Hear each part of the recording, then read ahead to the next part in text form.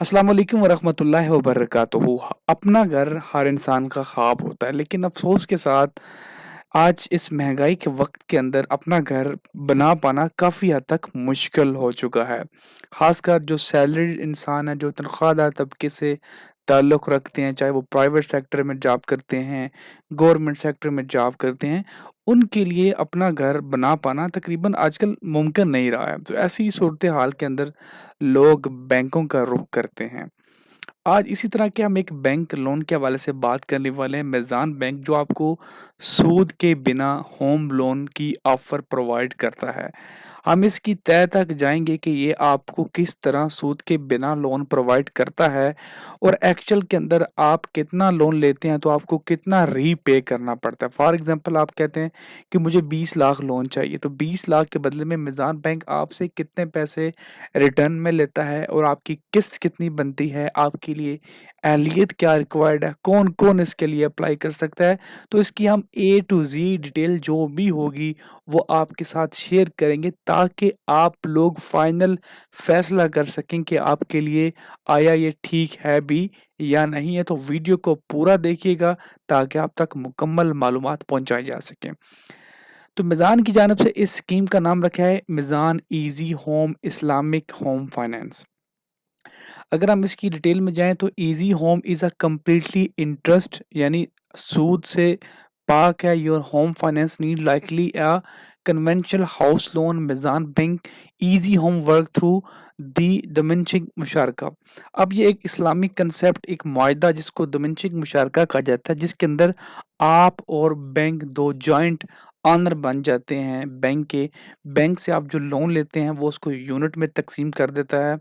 तो बैंक आपसे वो यूनिट भी लेता रहता है वापस, प्लस आप क्यों चा चूँकि मेजॉरिटी पोर्शन घर का मालिक बैंक होता है, तो वो आपसे उसका किराया भी वसूल करता है, जिसको वो यूनिट में कन्वर्ट करते हैं। तो वो किराए का नाम दे के उसको कहते हैं कि जी ये एक सूद से पाक होता है, क्योंकि वो उसका मेजॉरिटी पोर्शन बैंक के पास है, तो वो आपसे किराया भी लेते हैं, प्लस जो आपने लोन लिया है वो भी साथ में यूनिट के अंदर वापस लेते हैं। अब इसके जो लोन स्कीम है, इसके की फीचर्स कुछ यूँ हैं कि यहाँ पे आपको हाईली फाइनेंसिंग अमाउंट आप जितनी चाहें ले सकते हैं, और उसके बाद फ्लेक्सिबिलिटी टू मेक पार्शियल पे प्रीपेमेंट। आप अगर वक़्त से पहले अपनी किस्तें अदा करना चाहते हैं, तो वो फैसिलिटी आपको दी जाती है। शरी कंप्लायंट लाइफ तकफ़ुल फैसिलिटी भी आपको यहाँ पे दी जाती है। प्लस जो इंस्टॉलमेंट है वो काफ़ी अफोर्डेबल है और रेगुलर रिड्यूसिंग मंथली रेंटल साथ में जो आपका जो मंथली रेंट है वो रेगुलरली पे करने के साथ-साथ वो कम होता जाता है। तो ये कुछ कंपनियाँ जो उनको होम फाइनेंसिंग प्रोवाइड कर रही हैं। अगर हम इसके एलिजिबिलिटी क्राइटेरिया की बात करें, तो पाकिस्तानी सिटीज़न, नॉन रेज़िडेंट्स भी इसके लिए अप्लाई कर सकते हैं। ऐज की जो रिक्वायरमेंट है वो मिनिमम 25 है और मैक्सिमम 65 है, और जो बिज़नेसमैन्स हैं उनके लिए मिनिमम 21 और मैक्सिमम 70 रखी गई है। उसके बाद जी कस्टमर और एप्लीकेंट्स की बात करें, तो यहाँ पे प्राइमरी और सिंगल एंड को एप्लीकेंट 2 एप्लीकेंट भी अलाउड हैं। आप, आपकी वाइफ़, भाई, कोई भी ब्लड रिलेटिव या वो आपका को-पार्टनर हो सकता है। जहाँ पे उन्होंने मेंशन भी कर दिया कि को applicant must be immediate family member, spouse, parents, adult childrens, brother and sisters only, जब वो आपके को एप्लीकेंट्स के अंदर आते हैं। इनकम की बात करें तो यहाँ पे जो सैलरीड या सेल्फ एम्प्लॉयड प्रोफेशनल होगा उसकी मिनिमम इनकम 50,000 पर मंथ रखी गई है।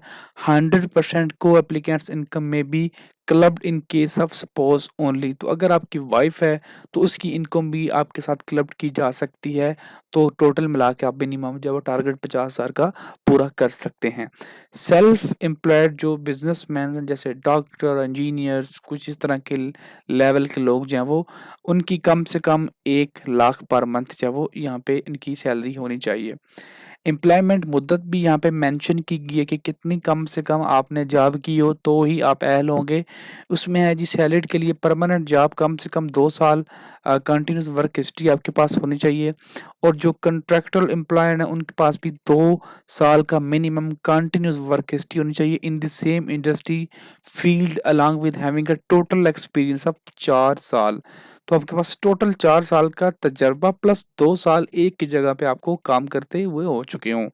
सेल्फ एम्प्लॉयड और बिजनेस पर्सन को कम से कम 3 साल करंट बिजनेस इंडस्ट्री में हो चुके हों। अब ये लोन आपको किस-किस प्रोडक्ट या किस-किस काम के लिए घर के अंदर दिया जा सकता है?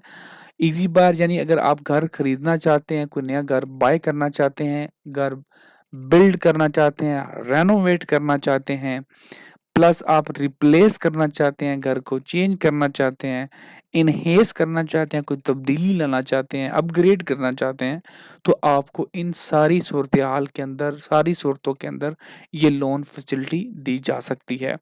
इसके अंदर 2 पेमेंट प्लान्स हैं, एक है सेट अप मॉडल और एक है यूएमई अनइक्वल मंथली इंस्टॉलमेंट मॉडल। इसके अंदर क्या होता है कि आपकी तमाम जो एक साथ हैं, वो एक जैसी तक़सीम कर दी जाती हैं। ज जो किस्त आपकी पहली होगी, वो ही लास्ट होगी, उसमें कोई कमी-बेशी नहीं होगी। सेटअप मॉडल के अंदर क्या होता है कि आपकी जो इनिशियल जो यूनिट्स होते हैं, उनको कम कर दिया जाता है कि आप शुरू के अंदर कम यूनिट्स जो हैं, वो खरीदेंगे, लेकिन आहिस्ता-आहिस्ता जब आप आगे जाएँगे, तो आपकी जो किस्तें हैं, वो बढ़ती जाती हैं, आपके ऊपर बोझ बढ़ता जाता है। वो इसलिए होता है कि कुछ लोग कहते हैं कि हम डाउन पेमेंट स्टार्ट में दे रहे हैं, तो हम स्टार्ट में एक साथ नहीं पे कर पाएँ, तो वो लोग सेटअप मॉडल की जानिब आते हैं। लेकिन कुछ कहते हैं कि हम शुरू से ही इक्वल मंथली इंस्टॉलमेंट पे चलेंगे, ताकि हमें पता हो कि हमने जो किस्त देनी है, उसका हमारा माइंडसेट बन जाए शुरू से। उसके बाद जी यहाँ पे इनका एक रेट आ जाता है सैलरीड पर्सन के लिए जी फिक्स्ड आ जाता है 1 साल का काइबोर प्लस 3% का पर एनम का, और बिज़नेसमैन के लिए 1 साल का काइबोर प्लस 4% का पर एनम, और एनुअल जो रीप्राइसिंग होती है, ये फिक्स की बात कर रहा हूँ। जो रीप्राइसिंग होती है उसका काइबोर प्लस 3% और इसी तरह काइबोर प्लस 4% जब उनका भी सेम ही रेट है। प्लस यहाँ पे फ्लोर कैप भी लगाई गई है कि अगर काइबोर क्रैश कर जाता है, तो मिनिमम 8% से नीचे हम एक्सेप्ट नहीं करेंगे, 8% हमने लेना है मिनिमम, और मैक्सिमम काइबोर अगर लंबी छलांग भी लगा जाए तो 30% अगर ऊपर जाएगा, तो हम 30% तक रखेंगे, उससे ज़्यादा हम नहीं लगेंगे। तो ये इनकी जो वो फिक्स प्राइसिंग है, यहाँ पे फिक्स रेट भी मेंशन है 12.5%, और जो बिजनेसमैन है उनके लिए 12.99 तकरीबन 13% बन जाता है फॉर फर्स्ट 3 इयर्स। नेक्स्ट ही हम बढ़ते हैं इनकी डॉक्यूमेंटेशन की तरफ। वो हमने पहले ही आपको बता चुकी है, इनकी लिस्ट ऑफ डॉक्यूमेंट्स यहाँ पे मौजूद हैं। इन पे क्लिक करेंगे तो ये सारे आपको डॉक्यूमेंट्स चाहिए होंगे जो आपको अरेंज करने हैं, जो कि मैं इस वीडियो के अंदर सारे नहीं बताऊंगा, वीडियो लंबी बहुत हो जाएगी, तो हम इसको यहाँ पे कंसीडर नहीं करने वाले हैं। तो आप इनको वन बाय वन पढ़ सकते हैं। यहाँ पे आपको तमाम लिस्ट आपके सामने नज़र आ जाएगी। यहाँ पे आपने आपको एप्लीकेशन का प्रोसीजर भी बताया गया है कि कैसे ये स्टेप स्टार्ट होते हैं और कैसे ये स्टेप्स हैं वो आगे बढ़ते-बढ़ते नंबर 10 पे जाके आपको लोन मिल जाता है। इसके अलावा जो नॉन रेज़िडेंट्स पाकिस्तानी हैं, वो भी इसके लिए अप्लाई कर सकते हैं। उनके लिए जो थोड़ा-सा क्राइटेरिया वो थोड़ा-सा डिफरेंट है, तो वो आप यहाँ पे इसको चेक आउट कर सकते हैं। और यहाँ पे कुछ एक्स्ट्रा चार्जेस भी हैं जो कि आपको देने होंगे। प्रोसेसिंग चार्जेस हैं 8,000, और उसके बाद प्रोसेसिंग चार्जेस एफईडी 16% 1280 रुपए वो भी देने हैं। बाकी कुछ report charges, report property valuation charges और इनकम एस्टिमेशन चार्जेस भी आपको अदा करने होते हैं। वो तभी होते हैं जब आपकी प्रॉपर्टी की वैल्यू एस्टिमेशन लगाई जाती है, तो उस वक़्त के हिसाब से लगाए जाते हैं। अब हम बात कर लेते हैं कि कैलकुलेट कर लेते हैं कि आपको एक्चुअल में अगर आप लोन लेते हैं तो कितने पैसे आपको एक्स्ट्रा देने होंगे। यही वो पॉइंट है जहाँ पे आपको अंदाज़ा होगा कि हमें इसकी जानब जाना चाहिए या नहीं जाना चाहिए। फर्स्ट ऑफ ऑल तो आपको कैलकुलेटर के अंदर सेगमेंट सेलेक्ट करना है कि आप किस सेगमेंट के अंदर है, सेल्फ एम्प्लॉयड है, नॉन रेजिडेंस पाकिस्तानी है, बिजनेसमैन है। मैक्सिमम लोग बिजनेस सैलरीड क्लास हैं, उस पे क्लिक करेंगे। उसके बाद आप क्या करना चाहते हैं? मैं कहता हूँ जी मैं घर खरीदना चाहता हूँ। कितने अरसे के लिए आप लेना चाहते हैं? मैं कहता हूँ जी मुझे ना 5 साल कह लो, चलो मैं कहता हूँ मुझे 10 साल के लिए चाहिए। पेमेंट प्लान मुझे एक जो यूएमआई यानी अनइक्वल मंथली इंस्टॉलमेंट सेलेक्ट कर लें। उसके बाद प्रॉपर्टी की प्राइस क्या, मैं कहता हूँ जी प्रॉपर्टी की प्राइस है जनाब 35 लाख रुपए, ठीक है जी। तकरीबन 35 लाख, और मुझे लोन चाहिए 25 लाख रुपए, मैं 10 लाख डाउन पेमेंट अदा कर सकता हूँ। ट्रेंचेस हम नहीं सेलेक्ट कर सकते, हम कैलकुलेट पे क्लिक करते हैं।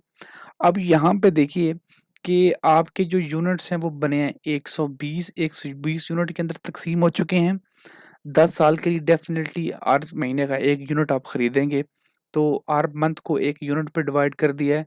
यूनिट की सेल प्राइस रखी गई है ₹20,833। मंथली रेंट आपका बनेगा 247। स्टार्टिंग रेंट आपका बनेगा ₹29,646। तो टोटल आपकी बन जाएगी कि ₹50,480। टोटल आपने अदा करनी है 120, एक साथ लोन लिया है आपने 25 लाख का। अब हम इसको करते हैं कैलकुलेट कि हमने टोटल कितनी रकम देनी है। तो हम इसे फॉर एग्ज़ाम्पल सीधा-सीधा 50,000 को मल्टीप्लाई करते हैं 120 से, तो ये आपकी रकम बन जाएगी 60 लाख रुपए।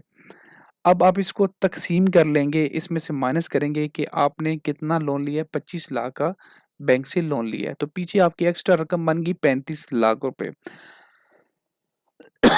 अब डेफ़िनेटली इज़ाफ़ा बहुत ज़्यादा है। एक तो ये है कि जो आप प्रॉपर्टी जो भी घर बनाएँगे उसकी वैल्यू 10 साल बाद डेफ़िनेटली बढ़ जाएगी। मतलब आज जो घर आप 30 लाख का ले रहे हैं, वो 10 साल बाद 30 लाख का नहीं रहेगा, वो 40-50 लाख का हो जाएगा। लेकिन उसके हिसाब से भी ये अमाउंट काफ़ी ज़्यादा है क्योंकि ये डबल से भी ज़्यादा जा रही है। तो यहाँ पे हम इसी अमाउंट को या यहाँ पे क्या करते हैं कि टेन्योर को 5 साल कर देते हैं, अमाउंट सेम रहने देते हैं। तो फिर हम देखते हैं कि यहाँ पे कितनी तब्दीली आती है। अब आपकी किस्त बन गई है 71,000, तो 71,000 को हम मल्टीप्लाई कर लेंगे जी 60 से, क्योंकि हमने 5 साल कर दिया है। तो अब आपको अदा करने हैं 42,60,000। अब हमने लोन कितना लिया है 25 लाख, तो इसमें से 25 लाख माइनस करें तो अब भी 17 लाख आपने ज़्यादा अदा करना है। आप जितना टेन्योर को कम करते जाएँगे उतना इसमें फ़र्क जो है वो कम होता जाएगा। अभी मैं आपको यहाँ पे दिखाता हूँ, अभी हम इसको 3 साल कर देते हैं। 3 साल कम से कम है, तो अब ये किस्त बन गई है 99,000। ठीक है जी, 99,000 मल्टीप्लाई हम इसे करेंगे 36 से। लोन कितना लिया है हमने 25 लाख, ठीक है जी। तो ये आपके बन गए जी 10 लाख आपने एक्स्ट्रा अदा करना है। तो आप जितना इसको ज़्यादा लेके जाएँगे उतना इसमें गैप ज़्यादा आता जाएगा। ये मैं आपको मज़ीद यहाँ पे दिखा देता हूँ। अगर आप मैं यहाँ पे 10 के बजाय यहाँ पे मैं 20 साल कर लें, 20 साल के बजाय मैं कहता हूँ 15 साल के लिए लेना चाहता हूँ। किस्त 43,000, कोई फ़र्क नहीं आया ज़्यादा यहाँ पे। 43,000 किस्त मल्टीप्लाई 180, तो 15 साल के लिए आपको 77 लाख यानी 25 लाख 52 लाख रुपीज़ आपको ज़्यादा एक्स्ट्रा अदा करने हैं। तो अब आप फैसला कर लें कि आपको लोन लेना है या नहीं लेना। एक चीज़ आपको याद रखनी है कि प्रॉपर्टी की वैल्यू वक़्त के साथ बढ़ जाती है, तो वो भी आपको ज़हन में रखना है। प्लस अमाउंट काफ़ी ज़्यादा चार्ज की जा रही है, तो इसको भी आपको ज़हन में रखना है और आपने फ़ैसला करना है कि आया आपको लोन लेना है या नहीं लेना है। अगर आपको कोई भी सवाल हो इस वीडियो के रिलेटेड तो नीचे कमेंट सेक्शन में पूछ सकते हैं। वीडियो चलेगी तो लाइक और शेयर करना मत भूलिएगा। चैनल पे नए हैं तो सब्सक्राइब करना भी मत भूलिएगा। शुक्रिया।